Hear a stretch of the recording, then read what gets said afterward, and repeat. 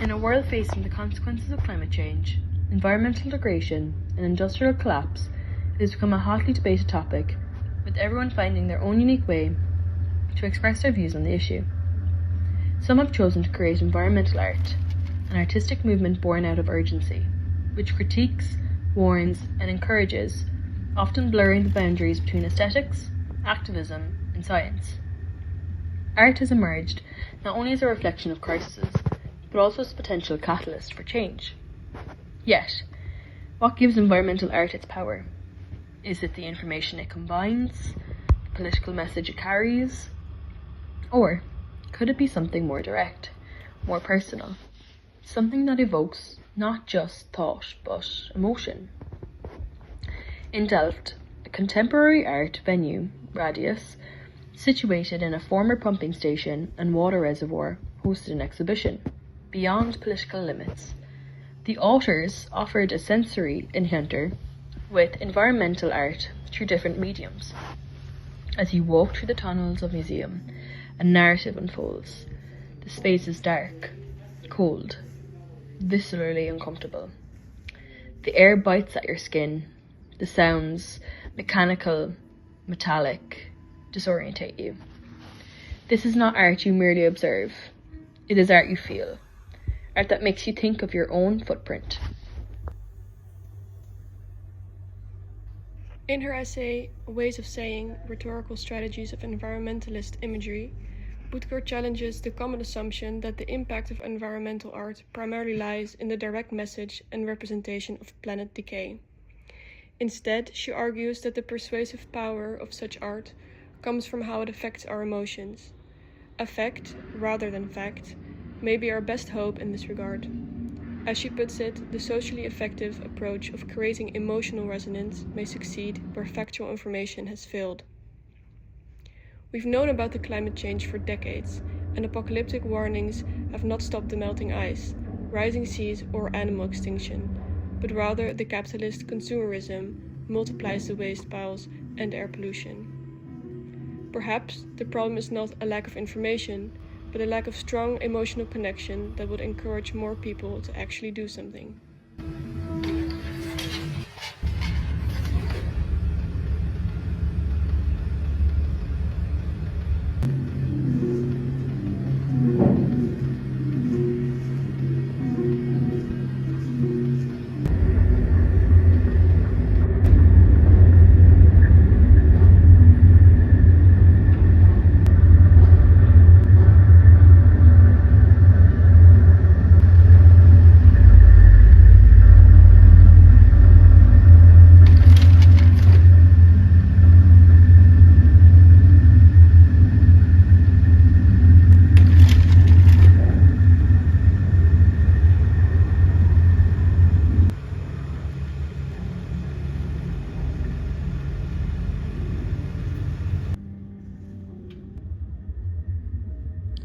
The affect of the exhibition bridges the gap between the viewer's inner and outer worlds, reminding us, as Boutker notes, affects are inherently environmental. Thus, the viewer starts to reflect not only on the state of the surrounding world, but also on the personal state of mind and impact. The ideas circulate among us, socially contagious, corporeal, immediate. The emotional progression of the exhibition mirrors another idea, numbing. Early discomfort gives way to familiarity. Is this symbolic of our desensitization to climate catastrophe? We adapt to discomfort. We normalize emergencies, but art interrupts that. It creates what one visitor called an uncanny sensation that lingers. It brings the crisis home, not just intellectually, but viscerally.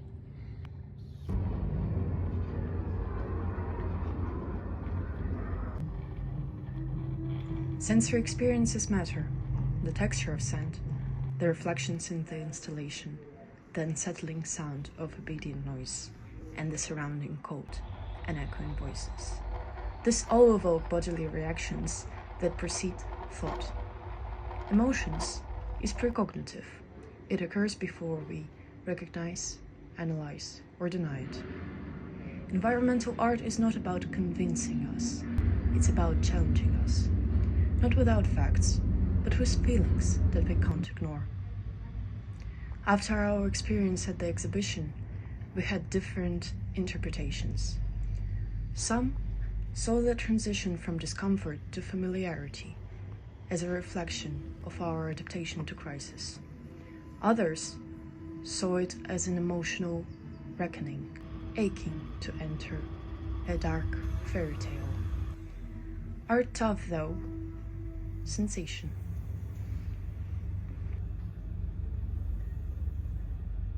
Art taught through sensation rather than instruction was powerful.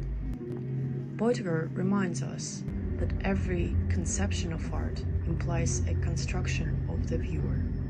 In environmental art, we're not passive observers, we're active participants. The work affects us, and in doing so, it offers a glimpse of transformation. Could this emotional power be a missing element in the climate discussion? Could the path to change not lie through more data, but through deeper emotions? Environmental art blurs the lines between art, activism, and everyday life. It doesn't provide easy answers, but it invites us to feel intensively, to sense the urgency, and perhaps to start anew. For if we are to change the course of our planet, we must be moved first.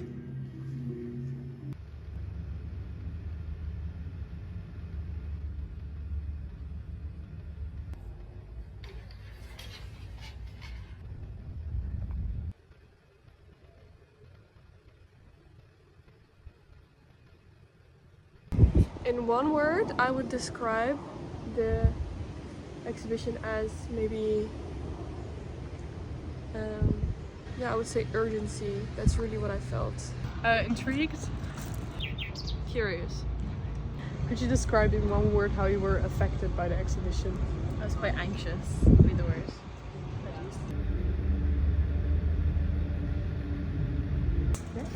What was your first impression going into the museum? I was quite nervous going in. It was quite dark and there was a lot of noises when you were walking in. So what was your first impression? I was really excited to see it, but I was also really cold and it was really dark, so I was curious to see what was waiting for me. I usually notice when I visit an exhibition that I need some time to process the works, to kind of understand what I think of it or what I feel. I'm a bit slow in that regard. But I thought it was interesting to enter the kind of maze as a human, because it's quite a it felt like quite a hostile. It was already quite dark and there were a lot of loud noises, like intense audio. So it kind of felt like a very urgent, hostile space. It was also dark, so it was a bit spooky. And it really made me feel very conscious about my humanity, or like my nature as a human opposed to nature. And the text in the beginning